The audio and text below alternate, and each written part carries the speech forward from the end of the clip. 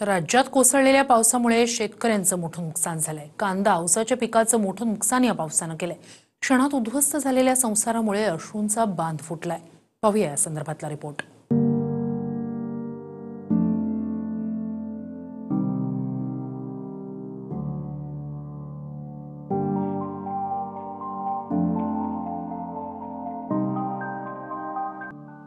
वेळेआधीच मान्सून दाखल झाल्यानं गेल्या 2 दिवसापासून पावसामुळे अनेक ठिकाणी नुकसान झालंय।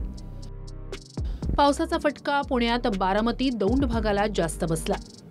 दौंड तालुक्यातील चिंचोली गावात एका पत्र्याच्या घरात पाणी शिरल्यानं गहू आणि ज्वारीची 15 पोती धान्य भिजलं। घरातील संसारोपयोगी वस्तू देखील पावसाच्या पाण्यात भिजल्या। पावसामुळे ओढावलेलं हे संकट पाहून आजींना अश्रू अनावर झाले।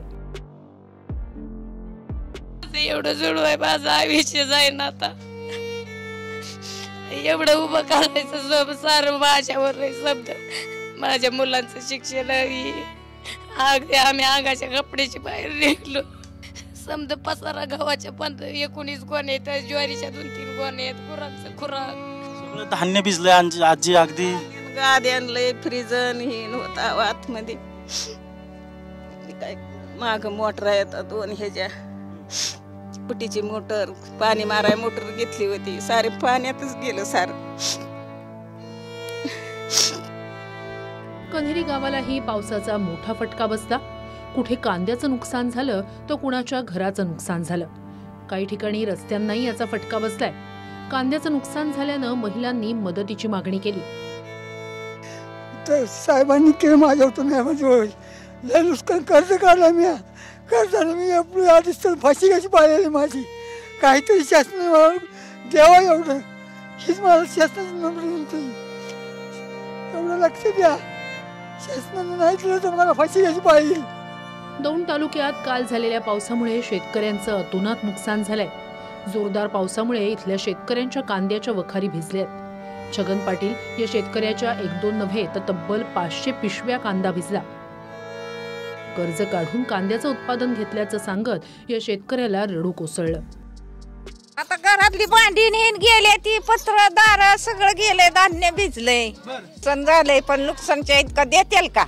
आता हुडकतोय आमचं काय काय गेलेलं भांडी, पाणी तापवाय नाही पातेली राहिली, पण गेली। घरात पाणी शिरलंय, सगळं दिवाण कपाट कपडे ही सगळी भिजली। हो, नुकसान झालंय सगळं भरपूर।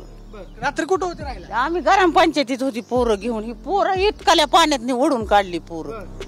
बारामतीत असणाऱ्या उपमुख्यमंत्री अजित पवार यांनी झालेल्या नुकसानाची तात्काळ पाहणी केली। नुकसान झालेल्या लोकांशी अजित पवारांनी थेट संवादही साधला। इंदापूर, कन्हेरी गावासह अनेक ठिकाणी अजित पवारांनी पाहणी केली। यावेळी अजित पवारांसमोर एका महिलेला रडू कोसळलं तर एका आजोबांनी हात जोडले। तासांचा पाऊस दर अर्ध्या दिवसात पडला।